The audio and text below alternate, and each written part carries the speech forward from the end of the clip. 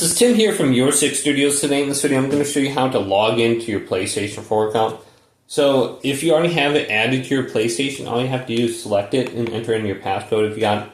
But we can go on over to New User and then go to Create a User, go to Accept, and then go to Next under the PlayStation Network. Now you're going to have to sign in with your QR code.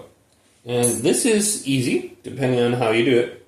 You can sign in with the QR code using the PlayStation app.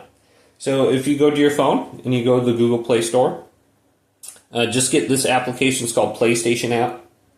And then we can try to sign in. Scroll on down from the top right. Actually, just go to the settings option right here. So just scroll down. Going down to console management. And it has scan QR code right here. And then just go over that QR code and hit approve. So log in with your email address, password, and that will log you in automatically on your PlayStation. It says, is this you? Sign in. Signing in. So it looks like my account was already on my PlayStation, so it won't allow me to do that again. But that's how you can do it from there, and that's how you can scan the QR code. Hopefully this video did indeed help you out.